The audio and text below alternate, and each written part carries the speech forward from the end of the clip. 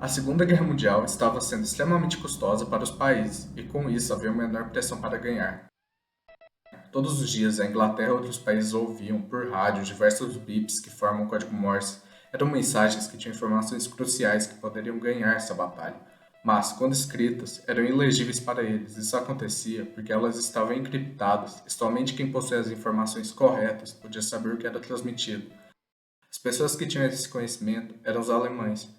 Eles haviam desenvolvido uma máquina para criptografar e decodificar mensagens. O nome dela era Enigma. A máquina Enigma é um dispositivo de cifra desenvolvido em meados do século XX para proteger a comunicação comercial, diplomática e militar. Foi amplamente empregado pela Alemanha nazista durante a Segunda Guerra Mundial em todos os ramos do exército alemão. Tal como outras máquinas com rotores, a máquina Enigma é uma combinação de sistemas mecânicos e elétricos. O mecanismo consiste num teclado, um conjunto de três discos rotativos chamados rotores, com 26 posições dispostos em fila, e de um mecanismo de avanço que faz andar alguns rotores numa posição quando uma tecla é pressionada. O movimento contínuo dos rotores produz 17.576 combinações. Porém, com o painel de plugs que podem ser trocados através de um fio, o número de possibilidades aumenta para mais de um sextilhão. Para determinar as posições iniciais dos rotores e dos plugins, o operador tinha um livro que recebia todo mês que continha 30 combinações de posições, uma para cada dia. Então, para transmitir uma mensagem, o operador digitava na máquina e uma segunda pessoa anotava as letras que apareciam no painel luminoso. De posse da mensagem criptografada, se dirigiam a um operador de rádio que, através de um telégrafo, passava a mensagem em código Morse para outro posto que deveria receber a mensagem.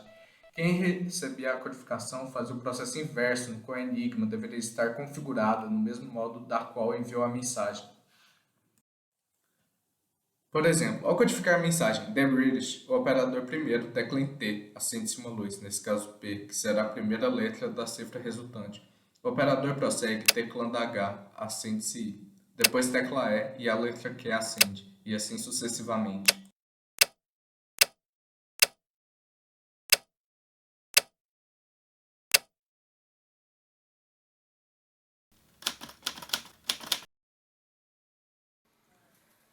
A bomba era um dispositivo eletromecânico usado pelos criptologistas britânicos para ajudar a decifrar mensagens secretas criptografadas pela máquina Enigma alemã durante a Segunda Guerra Mundial. Era tarefa da bomba descobrir a ordem diária das teclas, ordem e configuração dos rotores, assim como a configuração do painel, para permitir que de 3 a 5 mil mensagens produzidas pela Enigma e interceptadas a cada dia fossem decifradas. Algumas chaves seriam quebradas em 2 a 4 horas, outras nunca seriam quebradas. A velocidade sempre foi essencial. Antes da guerra, na década de 1920, três matemáticos poloneses foram os primeiros a quebrar a cifra da Enigma, usando uma máquina bomba. Em 1938, eles forneceram valiosas informações da pré-guerra a partir das técnicas de cifra Enigma mais simples então usadas. Em Bletchley Park, onde haviam começado a tentar decifrar as mensagens, Alan Turing foi solicitado a encontrar uma maneira de quebrar as mensagens da Enigma. Por causa das mudanças nos procedimentos operacionais alemães e da introdução de rotores extras, a máquina polonesa estava agora obsoleta.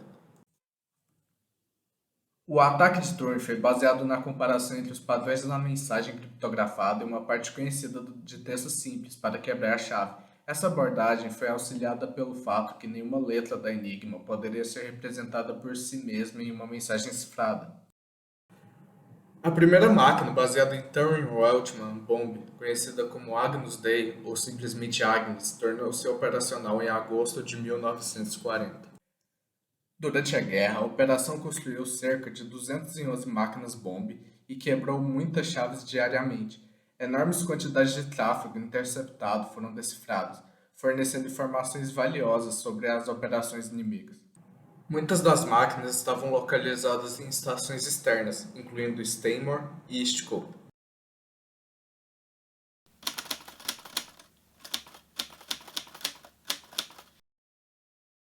Alan Turing nasceu em 1912 em Londres, Inglaterra. Durante a escola, Turing já demonstrava suas habilidades em matemática. Turing graduou-se em matemática em King's College, depois fez pós-graduação na Universidade de Princeton. Durante esse período, ele desenvolveu ideias como a máquina de Turing, que é uma máquina imaginária na qual qualquer código pode ser programável, e conceitos em criptografia. Quando a Segunda Guerra Mundial começou, Turing contribuiu com a quebra da Enigma, como dito anteriormente. Após a guerra, em 1952, Alan foi condenado por ser homossexual, o que era considerado um crime nessa época. Ele poderia escolher entre ir para a prisão ou realizar uma castração química. Optando pela castração, ele teve de tomar diversos medicamentos e hormônios que pioraram muito sua saúde. O resultado disso foi que, em 8 de junho de 1952, Alan Turing foi encontrado morto em sua casa.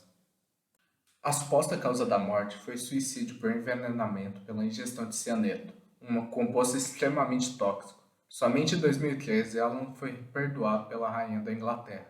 É trágico saber que uma pessoa tão genial como ele teve a sua vida encurtada pelo simples fato de ser homossexual. Dentre as inúmeras contribuições dele estão os fundamentos da computação e da inteligência artificial, a engenhosidade da bomba e da máquina de Turing, entre outros.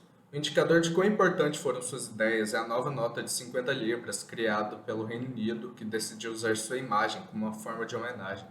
Turing está ao lado de Churchill e Eisenhower em uma curta lista de glória de outros diretores do tempo de guerra como uma figura importante na vitória dos aliados sobre Hitler. Alguns historiadores estimam que a enorme operação de quebra de código de Bletchley Park, especialmente a quebra do submarino Enigma, encurtou a guerra na Europa em até 2 a 4 anos.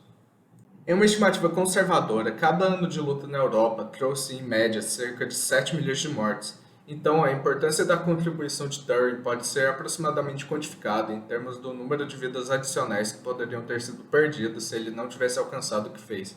Se a guerra tivesse continuado por mais 2 ou 3 anos, talvez entre 14 a 21 milhões de pessoas poderiam ter sido mortas.